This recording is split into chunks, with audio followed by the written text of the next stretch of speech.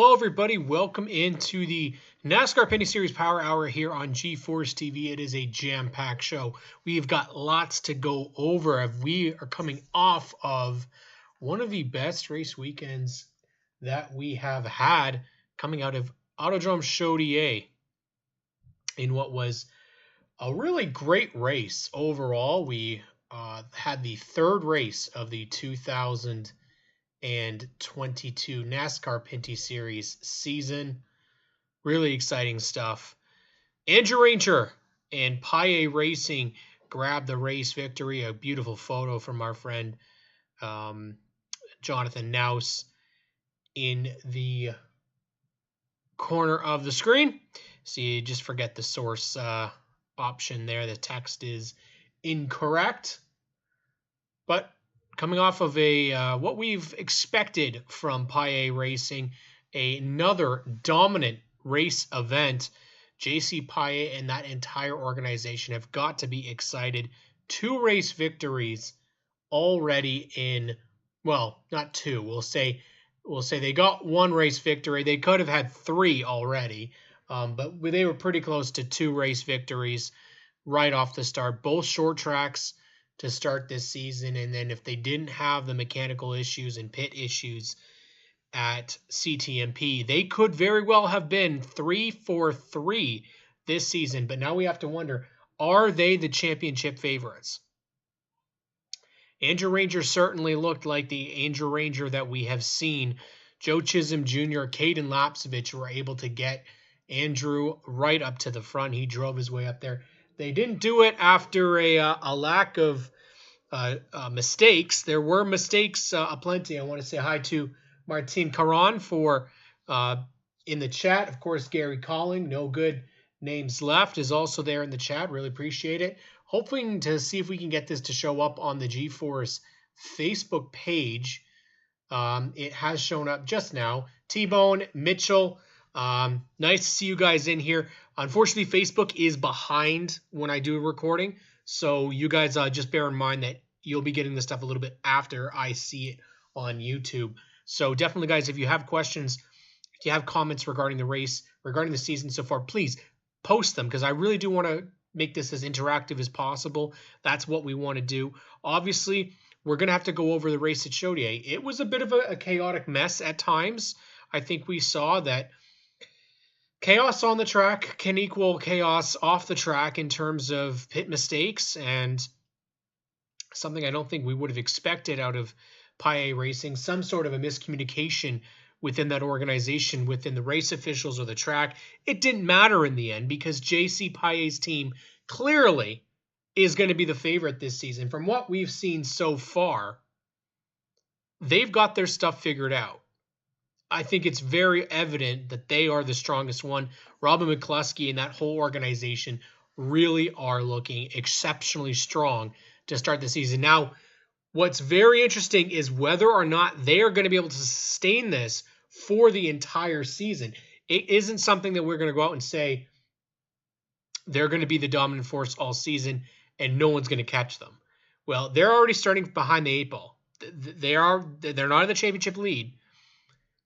But what's going to happen is that some of those other guys that are in this championship battle are going to have to win, because ultimately you can't just win this on points this year. It doesn't appear that you're going to have to. You're going to have to win. You're going to have to win. I just want to make sure that everybody else out there can hear me. There might be some audio issues. Just if you can, let me know. I'm not sure if it's just one person or if it's multiple. If you can, just let me know. I appreciate that wholeheartedly. So we're going to continue on here with our results from Autodrome Chaudier. Just get me on screen a little bit here. 250 laps. We saw a little bit of a shorter race distance, but you know what? I think the action really was great all the way through. 250 laps. You had a couple of incidents, nothing too crazy. Thank you, Mike Charest, the starter for the NASCAR Pinty Series. I appreciate it. So it doesn't appear that is it may just be an isolated Al, it looks like that might be isolated to your computer. because as of right now, it looks like Mike Charest has also confirmed that it is good on his sound. Same with Gary Calling. So how about this? You have a brand new organization this season that comes in. Now, this is not a brand new built from the ground up. They're doing everything themselves. That's not entirely true. They are getting cars and support from White Motorsports. That's who is on the 27 car. The 96 car, I believe, is fully intact. That's their own stuff. That's their own crew. But I know there's a good amount of guys that are from WMI that are helping out. Obviously, Jeff Wilcox, you saw him in the photo, their victory lane celebration. I saw Jeff right away. If you don't know, Jeff is a longtime NASCAR official that's now working as a team member there. And then to see Joe Chisholm Jr. Back in victory lane with Andrew Ranger. I mean, he took a really big risk. I mean, this is something that, yes, it's a great opportunity, but you're also leaving a long-time partner and somebody you had worked with for a long time with DJ Kennington Racing to go to a brand new organization and one where it isn't all centralized in Ontario. So it's a very big change. And as a spotter, to have Joe Chisholm obviously still back with Andrew Ranger, obviously that's familiarity. But to bring in somebody like Caden Lapovich, and people seem to forget, Caden Lapovich was really, really, really good here. Mitchell Goss says we've got a local driver announced. We have another local driver announced for the eastbound race on the 25th. That's great to hear. I'm not sure if I have that in my list when I go over it, Mitchell. I'm hoping not. Maybe there's some surprises that you'll have for us. And Gloria, so nice to see you, Gloria. If you don't know, Gloria is also a NASCAR official, and she showed us how much she is ready to go on Dancing with the Stars, really. She was out there dancing on the grid, which was awesome, doing a rain dance, keep the rain around, or keep the rain away. So top three with Paye Racing and DJ Kennington. Kennington, we'll get to his interview in a second. You could tell he was probably a little bit upset at his finish, even though he did finish third.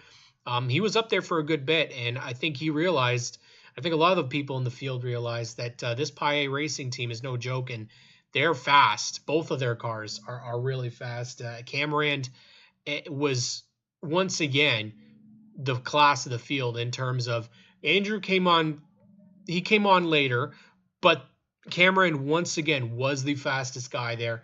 And it's definitely exciting.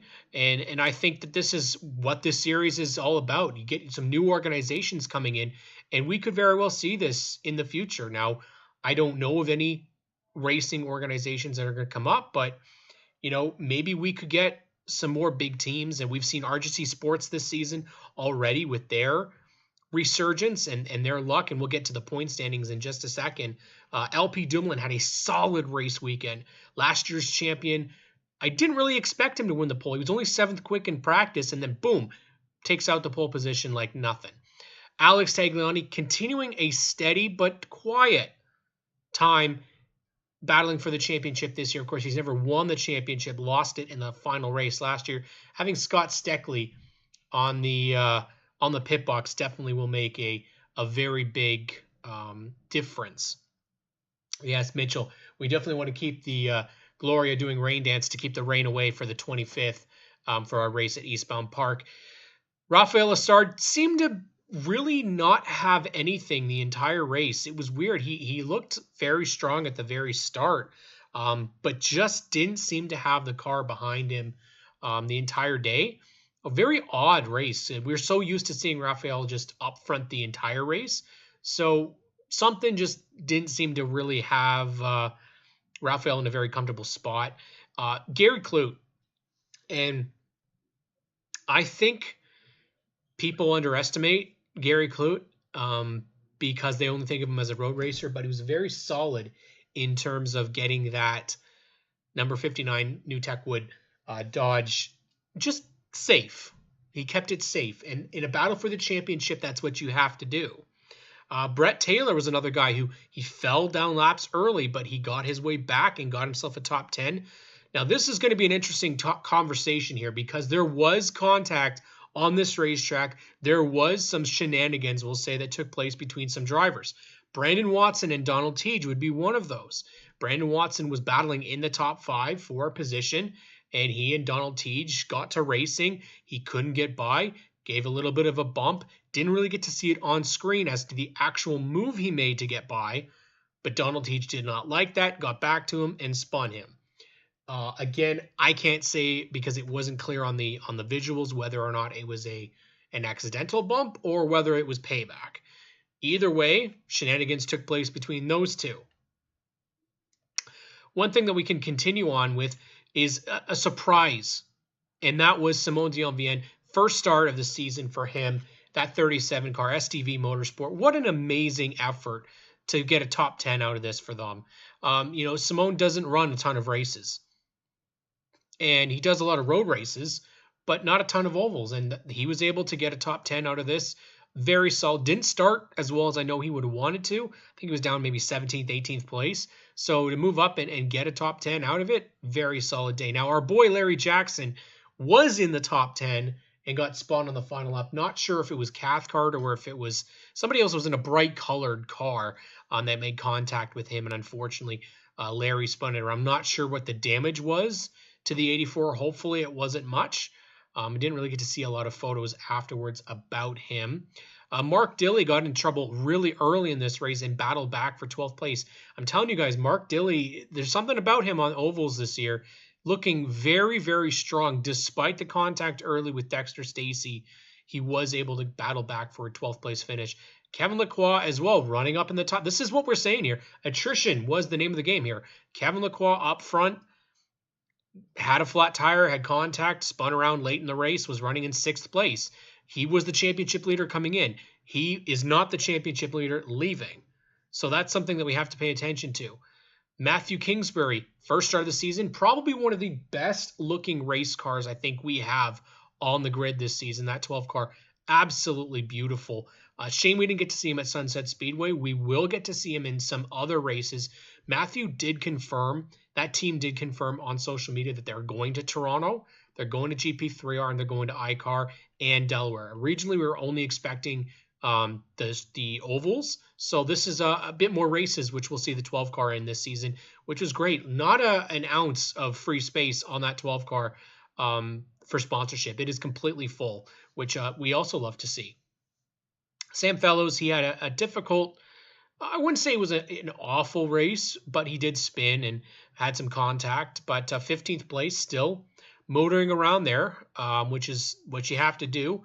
A couple laps down, unfortunately. Brian Cathcart, Wallace Stacey.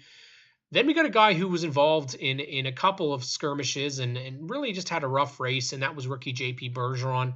Not a very fun race for the Dave Jacobs Racing team. They may have had some other issues, but them and Dexter Stacey also had a pretty rough race. Contact early with Stacey and Mark Dilley, just kind of, that was the rest of his afternoon, unfortunately. And TJ Renamato, who I don't have pictures on here because I found some really good pictures of the incident, and I really can't see where, I couldn't find where those pictures were again. And I wouldn't want to post the picture without kind of showing what had happened. But TJ Renamato was involved in one of the biggest wrecks I've ever seen on a short track. And it almost looked like he got sideways and the one car drove over him. I heard different things. On the broadcast, they said he drove underneath the one car. I got told by some other people, and based on the photo evidence that I had seen, doesn't really look like he went under anybody, but maybe he got rolled over. Either way, there was crushed windshield. There was it looked like a crushed roll cage. TJ was shaken up, but he's okay, which is great to hear. But obviously that car needs to be repaired in time for Eastbound Park. So hopefully they'll do it. I know the WMI team is the top of the brass here in the NASCAR Pinty Series, so they'll do whatever they can to make sure that car is ready to go. But unfortunately, a tough race for TJ,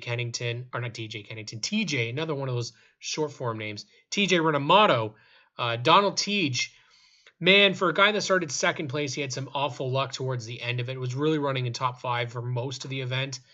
Had some contact, like I mentioned, with Brandon Watson, and then all of a sudden it seemed to have damaged the suspension and the tire. And so unfortunately his race ended early as well. Trey and Lapovich, we never really got to see him. And unfortunately his engine let go. There's a hole apparently in the block and caused a big amount of smoke and a lot of oil to go down on the racetrack. And this is one of the things that we talked about. I've got my boys here, 22 Racing. They can't afford this. If you're battling for the championship, if you don't have mechanical failures like we saw last season, LP Dumoulin did not have one. You cannot afford multiple issues like this. Trayton's been able to battle back from any kind of issue so far this season. Obviously, CTMP was really the only one that he had a real big issue. But finishing 22nd when you have your closest championship rivals also battling for that those top positions in the race definitely is going to be something that they're going to have to look at. Unfortunately, Glenn Stires, not sure if he was doing more of a park and start and park or what mechanical issues they had with the zero car. But he got out there for a little bit and then got back to the pits and then was unable to make it back out. Mike James, I am not going out to the Rock. A little bit far distance for me with work and mentally for myself. It's probably not the best time for me to go out there, but we're certainly going to cover Eastbound Park here. You can definitely make sure we're covering it because the track looks absolutely amazing and looks like it's going to be an absolutely amazing time. So not this year, maybe next year. We'll have to see.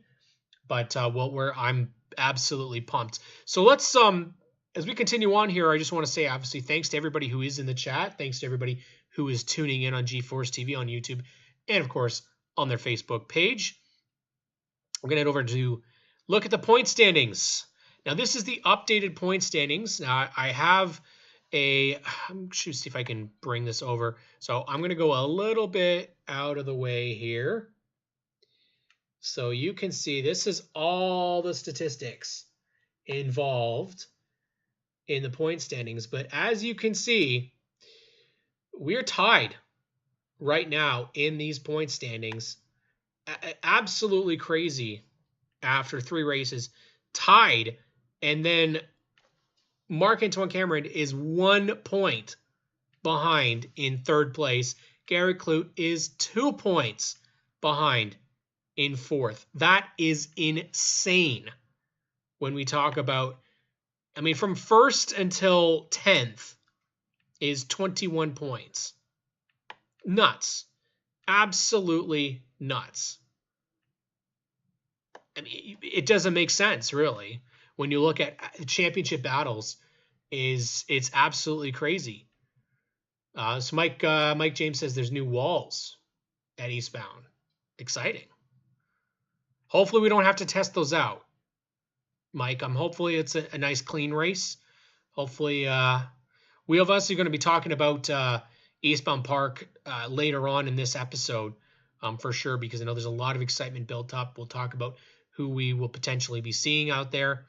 Some other excitement as we get ready for the Pro Line 225 at Eastbound Park. LP Dumoulin sitting 5th in the championship standings. Brandon Watson, finishing 9th, but he's still 6th in the standings. DJ Kennington moves up to 7th. Trey and Lapovich, you want to talk about how bad you can't have these types of races. He falls from battling for the top. He was 2nd in the championship to 8th. And then Andrew Ranger jumps from 17th up to 9th. And then rookie JP Bergeron into 10th place. Mark Dilley stays in 11th. So again, Mark's still having a solid run here in the championship. Larry Jackson, 12th. Dexter Stacey drops out to 13th. Brett Taylor, Brian Cathcart, and Rafael Lessard, even though he's only made 2 starts, Rafael moves up into 16th. TJ Renamato, Wallace Stacey, Sam Fellows, and Glenn Stires are your top 20. LP Montour, Simone Dion-Vienne, Daniel Bois, Matthew Kingsbury, Peter Clute, Brent Weller, Donald Teague, Matthew Scannell, and Ray Jr. Courtemanche are the rest of your 29 drivers who have already taken a start in the 2022 season. Unbelievable to think that we have that. Yeah, Mitchell, I don't know, you or Mike. I think Mike James is going to be pretty excited. Mark Dilly is most excited to get to Georgia. I would imagine Mark is. I think Mark and TJ, you watch on those guys. Just we want to make sure, Mike, that they are able to actually race, right? They can't be too prepared for Newfoundland. There's our good buddy Graydon Bunn in the chat. Love you, man. Thank you so much for tuning in, as always. Well, I can't be the only one here to talk because we've got to hear from the top three. Now, luckily for us, we've got the audio and video from our friend Caitlin Patrick at NASCAR, the NASCAR Pinty Series.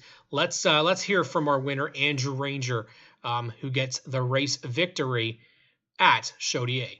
Andrew Ranger, you're winner of the Quick Wick 250 here at Autodrome Chaudière, the second win here at the track of your career and 31st of your overall career.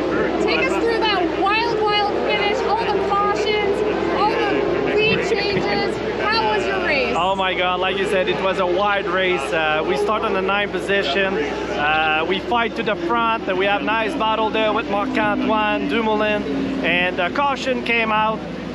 We were supposed to pit. I didn't pit. I've been penalized by NASCAR. Start 23rd. Tried to pass everybody outside, inside. My car was just fantastic tonight, and finally exit up here with a green-white checker and win that race. So it was a fantastic race for us. I'm so proud of my team. Everybody support us. It's been an amazing race. Take us through that last restart with 3 to go specifically. Oh. Marc-Antoine, your GM Paye teammate, yep. Starting on next to you, yep. And number of hot rods behind you. It's never easy. A green-white checker, I think everybody knows that everything can happen. We have a fast car, but DJ played really nice with me. Mark was on the outside of me, and I tried to have a really good restart. And that GM27 was definitely fast, and the car was turning really good, and we exit up the corner number 4 with a nice win for us. A lot of GM Paye racing fans here today, chanting GM Paye as you and Marc-Antoine came into the podium. How does it feel to have such a strong fan base here and to win again at Chaudière? Like you said, it's a Quebec race. Our fans are here, friends, family, and everybody here come to support me and Mark, and we finished 1 and 2. So for Jean-Claude Payet, for the GM Payet guys, Chevrolet, everybody that support us, it's amazing for us, and very, very happy to win a 31 race spot. So of course we want to thank Caitlin Patrick. Just mind you, there's some technical issues here with the text that I was trying to use. It is putting the wrong source on there, so I just want to make sure. Again, Caitlin Patrick from NASCAR, the NASCAR Pinty Series on social media. Make sure you guys follow them. Routinely, that's where I go to for all of my statistics, for videos, for links, and for news. So make sure you follow them. You've got NASCAR Pinty Series. You've got we've got some really cool deals with the NASCAR Pinty Series. You can always check. They have a lot of the links and stuff that I use on the NASCAR Pinty Series Facebook group. But again, you have all that access to it. NASCAR.ca, I would say, it's not as up there, but they'll continue to work on that. But of course, we'll definitely get up there and see it real soon. It's not just Andrew Ranger. I love seeing Andrew Ranger so happy. It makes me so happy to see Andrew Ranger out there, knowing he's where he belongs, for sure. But it's not the only positive from this past weekend. We have to go and talk with Marc-Antoine Cameron, as Caitlin Patrick did after this race weekend. Mark's got to be on cloud 9, And everybody at the GM Paye team has got to. I'm so happy for them because I know that so much. I was lucky enough to chat with JC, and he has so much love for racing and he so wants to build this series, and that's exactly what I'm all about. I really want to see it succeed, and it's so cool to see them have success so early, and for Andrew to get a spot, which I was so happy to hear that they were going to do that. And Mark, of course, he's really got the opportunity with 22 Racing and Scott Steckley for many years, and there comes a time where everybody's got to move on, right? And I love that they're able to get out there and battle right off the start and become what they are, which is a tough team. And so definitely, let's hear from Marc-Antoine Cameron from the video that Caitlin Patrick posted on the NASCAR Pinty Series Twitter page. On Cameron, your second place finisher here in the Quick 250, proving once again he is a dominant force on the ovals this year, but just coming shy of the win. Take us through the last couple restarts and how the car felt throughout the night. Our car was really good. I mean, the first 125 laps, we lead like a couple laps. Unfortunately, we have a penalty because I went in a bit too quick on halfway through. But start from the back, coming back to the front, get caught a lot of traffic a little bit. And at the end, I mean, that was a bit quicker than Andrew, but with some yellow and, was at the end, was missing a bit of lap. But really proud of the guys. I mean, we showed one more time that we can run up front, and looking for the next one. I mean, what can you say, right? He's got to be absolutely having a great time. It's so cool that you've got guys that maybe haven't had the opportunity. Obviously, he's been in with 22 Racing, and maybe sometimes it takes switching spots. It takes being your own boss. It takes having a new opportunity. And, it's great. I mean, I think that what we can hope for this series is that there's more JC Payets out there. Really, that's what we need. If we can get our Canadian Michael Jordan to team up with somebody like a DJ Kennington. I've already discussed it with DJ before that he's good buddies with former Maple Leaf Joe Thornton. And I'm like, that's a guy. There you go, Jumbo Joe Motorsports. It would be so cool to see some of those guys out there. Maybe you get a rival big dealer for GM or Ford or whatever. We get some factory support. It would be awesome to see that. But for now, we'll take it. There's definitely some greats and some really good positive things that are going to come out of this. And hopefully we can continue to build for a season and seasons to come. Now, DJ Kennington obviously has a brand new season this season. He's dropped 40 pounds. He's got a brand new scheme, great new outlook, and definitely is looking very competitive. Didn't have the chance to win the race at the end. Just the car wasn't strong enough. He said that it didn't. The track kind of didn't do what he was expecting. But DJ Kennington finished third. Let's hear his interview with Caitlin Patrick. DJ Kennington, an amazing drive today, super fast all day long, but settling for a third place finish tonight. Take us through the last 50 laps, the amount of cautions, and on that final restart. Yeah, there was a lot of yellows. I mean, the Castrol Edge dog was awesome.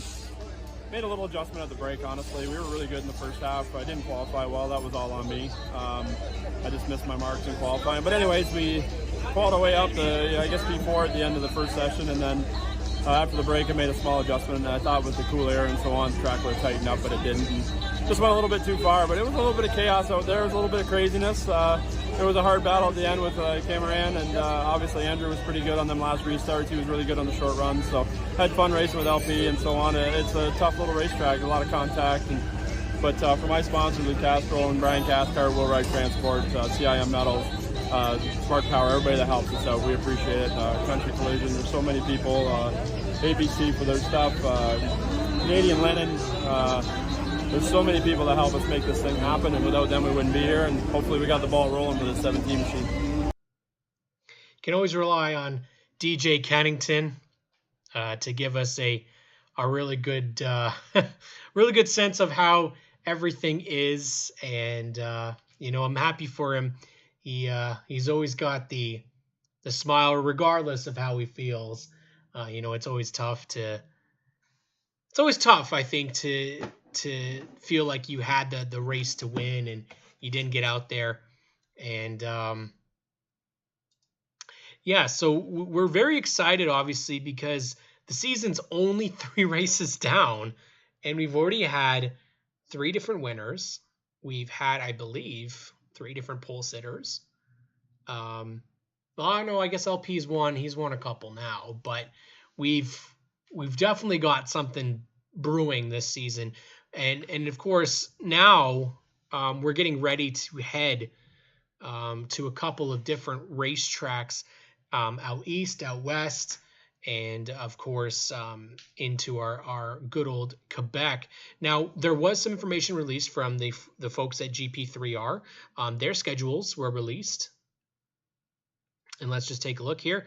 Just move me over to this other side here. Always stuff you got to figure out a little too late. So as you can see here, this is not all 3 days, mind you. This is just the Saturday and the Sunday. Okay. Now the race is on the Sunday at 2 o'clock, but I mean, first off, 15 different types of races taking place. I mean, I'm excited, man. We are planning on going. I mean, we still have to figure out the press situation for us. Still trying to figure out where and if we get in as press members. But yeah, you've got Production Challenge, the Nissan Cup, Formula 1600, Pinty Series, Legend Modifieds. You've got the Dirt Modifieds. I mean, I can't get over how friggin' packed this weekend is. And it's supposed to be it is the premier event right now for yeah, it's an awesome deal, really, to mention the entire team at GP3R. Obviously, they put on one heck of an event. Now, they did put a posting out a while back. Go to gp3r.com because there was some postings for volunteer positions available. So if you want to get involved, definitely get yourself there. Become part of one of the best racing festivals that they put out in Canada. This is huge. Now, we're not going to GP3R until August, okay? We've got a couple races before that, including Toronto and a return there. And of course, we are going out west this season.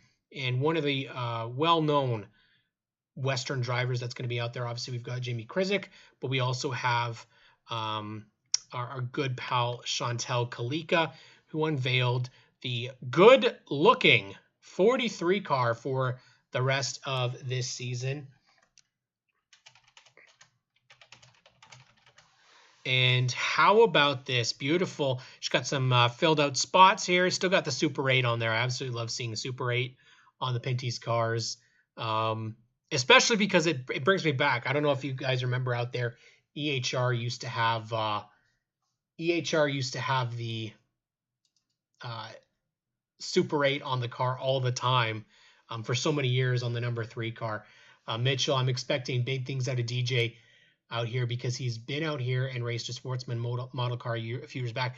He's the only guy, Mitchell, that in the field that I believe is gone, aside from obviously local drivers, but in the big scheme of things, he's the only experienced like NASCAR Pinty Series driver that has been to this racetrack before. The only other person that I'm still desperately hoping that somebody puts in their race car is J.R. Fitzpatrick, who's raced there before. Unfortunately, not sure what the situation is going to be, but out west, Chantel Kalika will be out there in this beautiful number 43 AGI Dodge. Hoping she has some good luck for the Busch Racing team. We definitely love Chantel Kalika in this series. Wish she could get some more funding so she can run a bit more out east. I think that would be ideal for this series, is that we have a female full-time in the series. But, you know, maybe we get somebody in the future.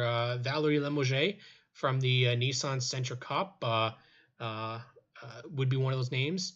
I think I've already said Amanda Balson. out here. I think she's so good, she's so talented.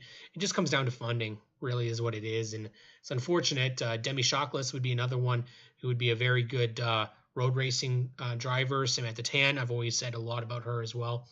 So there's a lot of good female racers out here. Samantha Shaw, Marley Owen across at least Ontario, Marie Soleil in Centra as well. I think there's a lot of good female talent that I would love to see, and I would love to honestly be able to help them get some females into the series full time. It's what we really need. Chantal, I think, would be the closest. I think she's very marketable. If you could get some really big companies behind supporting a mom racing in the series, which I think would be really cool for sure. There's some other things before we get into Eastbound Park, because obviously that's going to wrap up our conversation today. How about this? Our buddy Trey Lapovich has got his own merch line. Now, this is just a sample.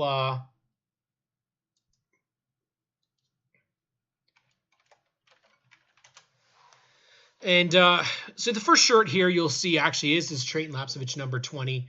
Sorry, I'm just trying to answer something at the moment here. So Trey Lapovich, of course, is one of the guys that you'll see week in and week out in the NASCAR Pinty series, and you can't actually see it because it's actually it's one of those like flip things. But on the back of this shirt is his number 20 car. So go to TreyLapovichRacing.com and you can order yourself your T-shirt. He's got hoodies, no hats or anything like that just yet, but definitely go out there and support. Once I get more knowledge of some other guys that are selling merchandise, if you have a team that is in the NASCAR Pinty Series, if you're a NASCAR Pinty Series driver and you are selling merchandise, let me know. We want to get the fans out there to buy your merchandise. That's what we want to do. We want to support you guys. So definitely let me know if you do have it. We want to make sure that we support any driver and any team that is in the series by wearing their merchandise. Obviously, we expect to see EHR potentially, DJ Kennington potentially, and of course, I think we'd see Paye Racing and, of course, the big RGC Sports with their 5 drivers. EHR will continue with, how about this beautiful look? This is their newly wrapped trailer, their hauler when they go out to Eastbound Park. They've got a brand new wrapped hauler. It's absolutely beautiful. Now, what's very interesting to me about this hauler is what they've decided to put on the car, or on the side of the hauler, I guess you could say. So we don't see the Bullies truck stops or K fiber optic for the 66 and the 92. But what I did like is they've got the 3.8, 66, and 92 all featured on the side of the hauler. You've got your Fast Eddie and Choco as the official licensed merchandise for Kubota, Snap-on, GMC, Ford, Hendrick Motorsports is what it looks like, and Chevrolet. But what's interesting to me is you got your North Country Property Maintenance, and you got Transit. Transit, of course, is a big partner with Raphael Lessard. But what's very interesting to me is the ExxonMobil and the Easy Clean Pressure Systems. Easy Clean Pressure Systems was just featured on Raphael Lessard's car this past weekend. However, it has a massive presence on the hauler, as does ExxonMobil and Transit. So perhaps there's a bit more investment from those companies in the race team. That would be something I think that would be great. We definitely know that Eastbound Park is going to be a big deal for the haulers. There's going to be a parade. They're going to shut down, I believe it's the main street in Newfoundland. And correct me, Mitchell, is it Avondale? I could be wrong. Not Nova Scotia, Newfoundland, that this is taking place in. And I'm very curious about the ExxonMobil. Is there going to be Mobil 1 featured on this car, on these cars? We haven't seen that partnership before, so that's why seeing a logo on the trailer and the hauler is very, very interesting for me. The Hendrick is also Martin. That's very interesting too. I was curious about that. And perhaps maybe they have a partnership, Chaco does, as the merchandise provider for Hendrick's Auto Group, or I can't really tell by the photo if it's not Hendrick Motorsports, I don't believe, but it is a very, very interesting hauler set. I mean, why they are including Snap-on, GMC, obviously is that so they do partnership with Chaco and Fast Eddie. But it's the Hendrick one. That's something I have also not seen before. So very interesting for sure. And I really do like that they added all 4 drivers onto it. That's really cool. I know the trailer kind of has been blank for the last little bit. So that's really cool. And I'm really interested to see what Easy Clean and, of course, ExxonMobil's and even the Thunder graphics, like that could just be because they did the wrap. But the fact that Exxon and Easy Clean are on there, I'm very curious if Mobil 1 or Exxon are going to be part of this race team in some sort of sponsorship capacity. We already know that those 2 big sponsors, the biggest ones on there, are Rafael Lessard sponsors, but maybe they are going to do a bit more in the future. I think this is a very interesting wrap, and we'll have to see what's going to happen there. So definitely a lot of interesting stuff to see here. Martin's going to find out the answer for us, so I appreciate that. Yeah, it's something that we really like to figure out, because I would love to see Mobil 1 on these race cars. The more and more partnerships that we can build with larger companies, more recognized brands, it is going to be even better for this series. Now, I had the source icon, the text up, and it's been wrong the entire time because I was using it for one photo and I didn't copy it well enough. But here we are. This is our Eastbound Park notifications. It is Hendrick Motorsports, Mitchell says. So that's very interesting. I don't know if Chaco does the uniforms for Hendrick Motorsports, but maybe they do. This is the coolest part here. This is Sarah Thorne, who announced that, and it was from Eastbound Park Twitter, which is that she's announced that she's going to be racing in the Proline 225. I don't know who for. I've been told who for, but it's not been confirmed. And I don't have a number. But if it is what I'm hearing, it's with a good, reputable driver and reputable team. Which is great, because Sarah just came off of winning at Eastbound Park this past weekend. And then, of course, there was the announcement. You can see the kind of smaller picture here. I didn't really want to blow it up because it would minimize it and make it worse. But the Winging It car, we've got Winging It back, except it's going to be with the 56 of Brandon McFarlane, who is a local. Obviously, Mitchell and Mike James can be more helpful with that. I don't know enough about Brandon, but what I do see is Pepsi, my number one pop of choice, and Miller Lite even on the car, which is so cool to see. Again, we're looking at those reputable big name brands. So Sarah Thorne and Brandon McFarlane, local to Eastbound Park, local to that area, are going to be part of the big race 56. Of course, Jim Bray Racing runs the 56. Now, when we get to the predictions as to who's going to be there, it's kind of still out there because I don't really have many answers, but I put as much together as I possibly could, and this is where I've kind of figured that we're at, okay? So you have your full-time competitors, Glenn Stiers, JP Bergeron, TJ Renamato, Brett Taylor, Rafael Lessard, remember he's running all the ovals, Brandon Watson, DJ Kennington, Alex Tagliani, Trey Lapovich, Andrew Ranger, LP Dumoulin. Then we get to Brandon McFarlane in the 56, Gary Clute.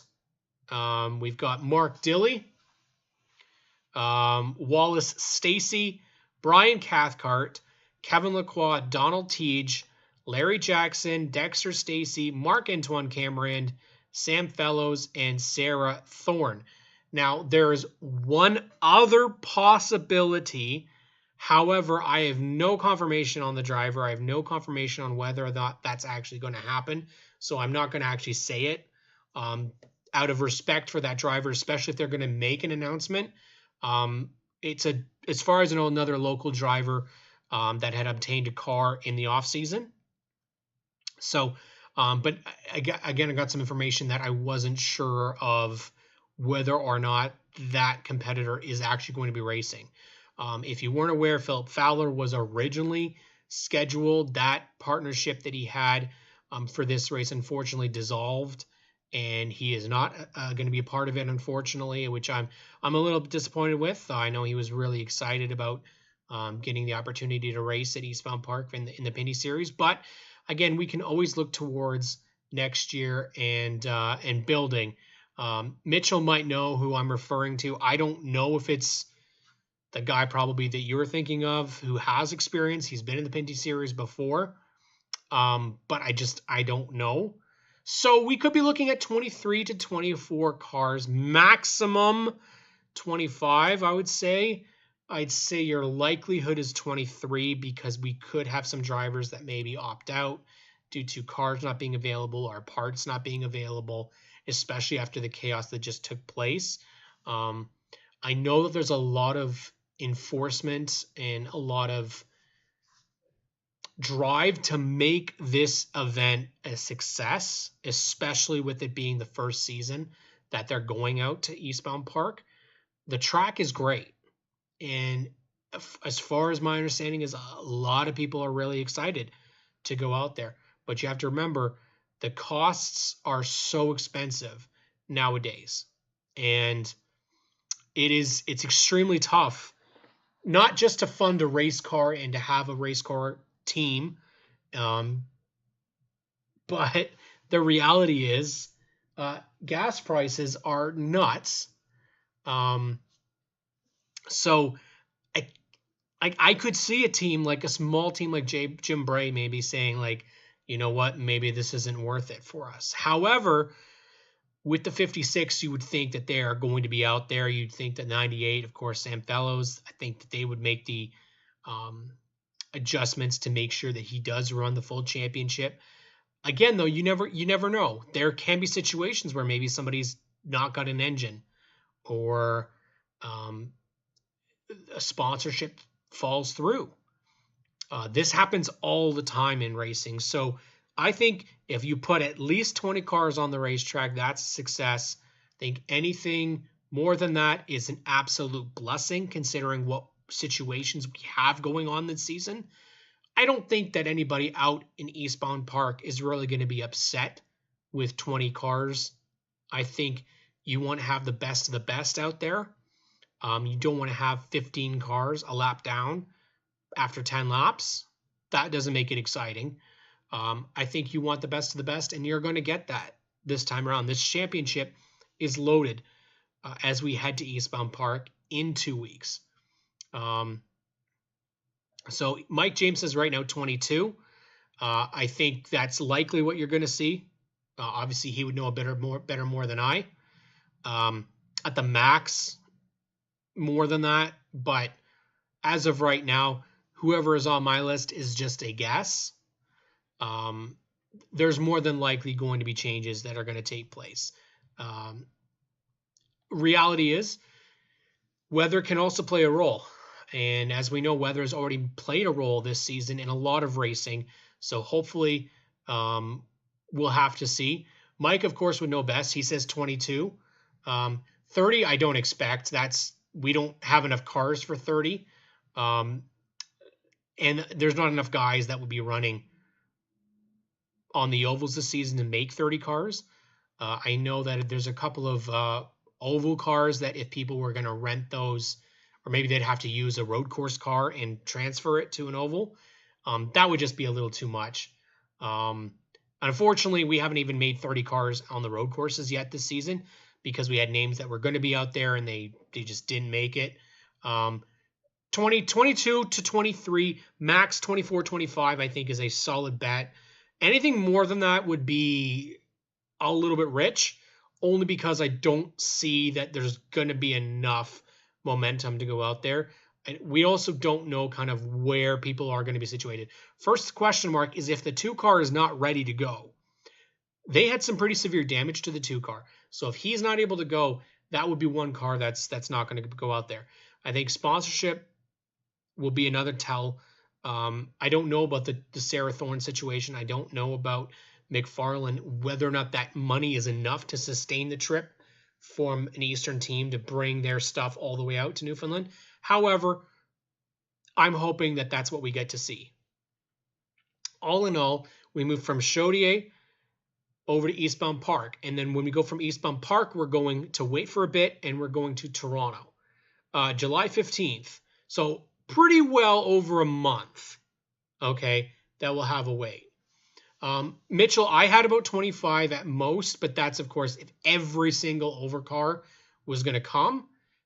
So that's obviously not going to happen now. So I'm thinking 20 is probably where we're seeing, and that's better than 14, which we saw towards the later ends of the time at Riverside. So obviously this is a big deal. We want it to be successful this season, but it also has to go smoothly.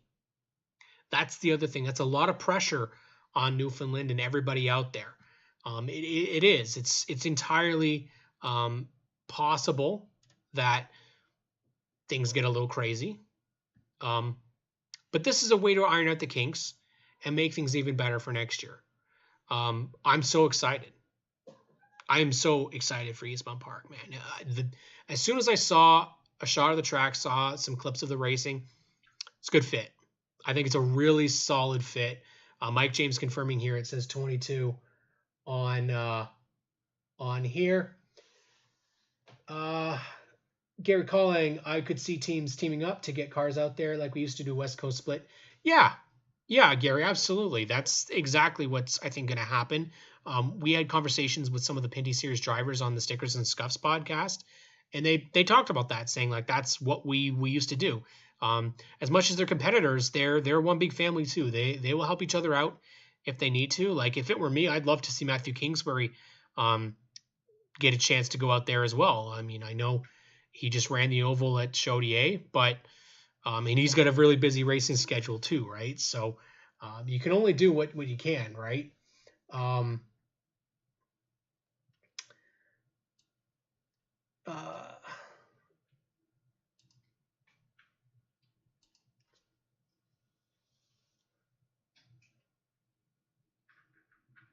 not sure exactly, Sean, who you're referring to. Is racing Indy and CTMP again. Oh, Bois, yes. Daniel Bois, yeah, we can expect him Toronto and CTMP for sure. But again, Daniel Bois is another person that I guess we have to look at because Daniel mentioned in our interview with him, he's an oval track racer first. So definitely opportunities are there. I think I definitely think we can see a lot as we head into Eastbound Park. Again, just a quick reminder to join our Facebook group, the NASCAR Pinty Series community. We have just hit 4.3K, which is fantastic. At the start of the season, we were only at 4. So we hit 4 at Sunset Speedway in a big surprise. We made it there. Make sure you guys continue to head to GeForce TV all week long. This is a very busy week for GeForce. Of course, they got like a weekly chat, Race Rivals Race Chat with Clinton, Jeffrey, and Adam Ross tomorrow. You can always make sure you check that and watch the replays. Just go to geforcetv.net. You can definitely catch up with all of their shows for sure. Another thing you can catch up with, of course, is their next weekend. Of course, Ohsweken Speedway, they've got their weekly racing on June 17th. Make sure you guys catch that. And of course, the APC series, the Superstocks and the United Late Models return to Peterborough Speedway, and that's going to be live on GeForce on the 18th. Probably, I'm not sure exactly the exact start time for that, but definitely make sure you guys tune in for that as well. It is always a great time to catch the really big stars of the future. Some of the veterans out there as well. But we've seen Brandon Watson, we've seen Trey and Lapovich come up. Connor James has been able to do that as well. So names that you've seen in the Pinty series back down there in the APC series. Could we potentially see some names like Trey and Lapovich, DJ Kennington run a APC race at Peterborough? Very possible. But it's also a week off for them, so they might want to take some time and enjoy Father's Day weekend. I want to wish a happy Father's Day to my dad, Al, of course, who will be he's at the races all the time with us for the Stickers and Scuffs podcast. Thank all the fathers out there for all of their hard work. Of course, we didn't have a lot of them. A lot of this would not be possible. So I just want to say thank you to all the fathers out there and wish them all a happy Father's Day. Of course, remember to catch G4, subscribe to them each and every week, and catch us every Monday talking about the NASCAR Pinty Series and the NASCAR Pinty Series Power Hour. I have been your wingman, Cam K. I want to thank everybody that's tuned in to watch tonight, including our regulars like Gary Calling and Mitchell, Mike James, who's tuned in today. Of course, Martin, Sean Morissette, No Good, Al Harris, of course. Wouldn't be a show without my pops in the chat there. And definitely want to thank T-Bone Camaro and our good friend Gloria, who always tunes in. Mike Charest. Really want to appreciate Adam and Clinton as well. Thank you guys for tuning in tonight for the NASCAR Pinty Series Power Hour. We are going to be off for a bit because obviously next week there is no NASCAR Pinty Series event. However, we'll be back when it's time for, yes, Eastbound Park. We'll be doing a pre-race and post-race on the 25th. Let's pray and hope for some solid weather. Definitely excited for that. Then, of course, we've got a long 1-month break until we see the NASCAR Pinty Series in Toronto. I want to thank you guys for tuning in tonight. Make sure you subscribe to G4's TV. Subscribe to the Stickers and Scuffs podcast for more in-depth interviews with the NASCAR Pinty Series community and racing in general with myself and Graydon Bunn. And, of course, as always, I've got to say, follow your NASCAR Pinty Series.ca. NASCAR Pinty Series at NASCAR.ca, and follow the NASCAR Pinty Series on social media. Caitlin Patrick does an amazing job with posting all the stuff there for you. You have your updated point standings, your race results, photos, and more. And then, of course, we'll wrap it up by saying make sure that you guys tune in this Saturday for your APC Series live on G4's TV. Live, of course, Oshweekend Dirt Racing. That's a good eye-opener for what we're going to see later on this season in the NASCAR Pinty Series. Thank you so much for joining me. Let's have a great week, everybody, and we'll catch you all real soon on the NASCAR Pinty Series Power